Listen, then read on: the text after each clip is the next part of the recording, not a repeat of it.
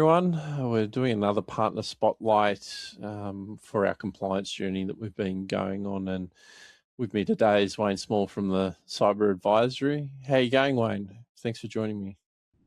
Doing well, thank you, James. Let's dive in. I'm curious to hear a bit of your background and what's the Cyber Advisory and why have you started it? So, James, I've been your quintessential geek that designed and built his first computer when he was in single-digit ages, and I've always been interested in how things work and how technical stuff works.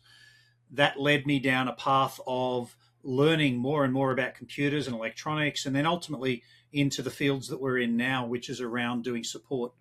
For 25 years, I built my own MSP.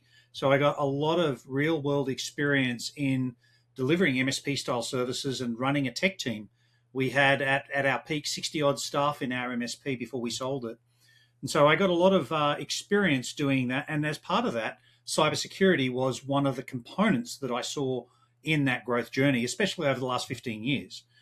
We started seeing people getting hacked because they had RDP open on their SBS servers because, that was a good idea, right? No. And so we started figuring out how to protect those things. So I've been doing cyber work for many, many years. Only in the last couple of years, I've gotten myself some formal qualifications around cybersecurity, being a CISSP now. And I'm working on others. But cyber is there and it's not going away. It's something that we all need to accept as part of business. And it's something that I feel too many MSPs, too many SMB business owners think it won't happen to me. So that's why I'm focusing on this area. Well, that's why we're going on our journey to protect ourselves and our clients, but also set that example for the industry. If we're talking about doing this, we've got to walk the walk, not just talk the talk. And you're involved in doing all our engineering on our systems to get us secure and have it set up properly. What did that sort of journey look like with engaging with someone like myself? So the first thing I noticed when I started working with you, James, is for you, cybersecurity was not just tick a box. It was something that was already ingrained in your blood and in your team's blood. And that's the first hurdle that often we have to overcome is getting the end customer to understand it's not just tick a box, one we're done type situation. It's something that's a journey. So that was the first thing. Your environment, there was already had some levels of setup done by previous people that have been involved. And I understand yourself, James, you were doing a bit of the tech work yourself, which is fine. And so it involved tweaking what was already there, not ripping and replacing things because you already had a good solid foundation. And so working with you and your team was good because there wasn't the normal kickback that we get about, oh, no, I don't want to do that because that's inconvenient. You already understood that I have to do this in order to become more secure. And by the way, that means that we can meet these compliance obligations.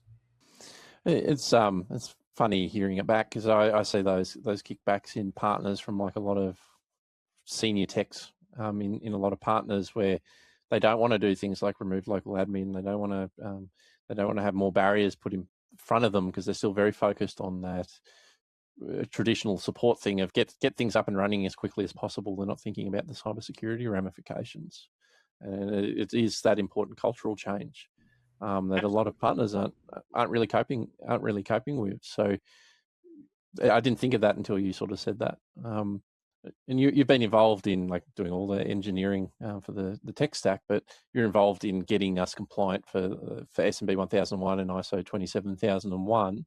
You've obviously got the tech stuff down pat. What did you learn by going through the GRC practices side with a couple of the experts that we were using? So there's a couple of things there that I picked up on. The auditors coming in are coming in looking at how you comply with a certain standards. And the beauty of having an external auditor come in was highlighted even more clearly to me when they said the regulation says X, Y, and Z, and we were able to prove that we were satisfying that regulation by doing A, B, C, as opposed to what they thought they might need being X, Y, and Z. And that's, I think, is one of the advantages of having an external audit done, is that you can show them how you've mitigated that risk utilizing a different method that maybe is a little bit out of the box, but still complies. And so it was actually a really good experience for me to be on the other side of the fence, so to speak, looking at this and working with the team that we put together to get you across the line for these things. And in that sort of process, obviously you're following other directions, and you mentioned the whole like I had a foundation, you didn't have to come and rinse and repeat. It's very much similar to a lot of partners in their environments and how they operate with clients. They're doing what they've sort of already done, and they don't really know what they don't know, and they don't necessarily have the experience, which I found interesting. Bringing you in. Obviously, I'm not super technical, so it was dangerous. I was playing around with the tools anyway, but that process of getting an outside person in, not just to do the compliance, but actually look at how tech is rolled out from an experienced person's viewpoint as well, was quite interesting for me. Do you see that a lot in like with what you're doing? Do you see a lot of that when you go work with other partners? That's what they're truly looking for, or what else are you seeing that Yeah. they're looking for in help? The thing that I find interesting about that is that again, when you mark your own homework, you're always going to get the right answers because you're not looking at it independently. There were things that as I walked into this with you, you said, "Oh, don't worry about that. We've got that. This is how we satisfy it." But then when we tested it, we found out that it didn't quite satisfy things in the way in which you thought it did. And that independence, I think, is something that is absolutely needed in our industry. That independent advisory type role, just as you do with a business perspective, you need to look at that from your cyber perspective because what your MSP might have done may have satisfied a requirement 12 months ago. But along the way, technical teams have modified things and modified things to cater for different business demands without necessarily taking into account that we're now well away from where we started and that we don't necessarily comply. And so I think that being independent and looking at that and working with MSPs as I've done, you kind of look at those and you help improve their overall posture. You help improve how they handle things with their customers as well, because it's no longer just accepted that my buyers are doing the right thing. We actually can gently but firmly challenge that mindset. And that improves the overall cybersecurity posture of the MSP and the end client, which is the goal here to protect everybody. Yeah, and I think like from my experience, as a lot of things have shifted, we like the average MSP, we haven't built things with cyber in mind. That's why we keep bolting things on. That goes back to your point of that resistance of changing the culture and the mindset is one side, but a lot of how we've set things up in the first place, we're not thinking about what's the best practice with cyber by default in place. And I know a lot of owners are feeling like they're less in touch with the technical side these days, and they don't necessarily fully trust whether their team can do it, or they, like what you just said, that they're blindly trusting that they're doing it. There's a lot of risk there without having someone coming and looking, or probably more important, it's not just the look, it's that mentoring of the tech teams to actually what is best practice. How are we going to get there? What should we do? That we don't have, probably as an industry, we don't have as much senior engineering. Is that what you're seeing in general as well? I think the rise of AI is actually something that's going to make people dumber, not smarter, because people are going to accept what the AI says without taking into account the customer's unique business requirements. What might be a great answer for a customer to satisfy a technical problem is also the wrong answer for that same customer from a business perspective. I mean, I always maintain if you want to make something secure, stick it on a hard drive, wrap it in concrete, stick it at the bottom of Mariana Trench. Nobody except a few people can go 10 kilometers down to actually get that back. Problem is that data is totally unusable at that point. So cybersecurity is always this constant balance of usability versus security. If we think only usability, we're going to have a really poor security posture. If we think only security, and I've met MSPs that only do that, they become unworkable with the business. So it's that constant evaluation of why am I doing this? One of the biggest things that I've seen over the time is that most businesses don't actually have policies. Okay. A policy for acceptable use, a policy for passwords, for multi-factor, for device retention, data retention, things like that. The end result of that is that the technical team supporting them will do everything to keep all of the data forever, which then creates a bigger problem for them. If we look at that from a cyber perspective, again, we might have the CEO of a customer demanding that he not have to have MFA, but there's no policy in place that you can fall back on at a technical level to say, well, your policy said you must, right? And I think it's the lack of those policies it's one of the challenges that people face. So getting in place those policies is the first thing. That means that your sort of support team can then support towards a known thing that the customer has agreed upon. And so I think that as we see different levels of text, the first and second levels of text are basically lacking that support because the policies don't exist.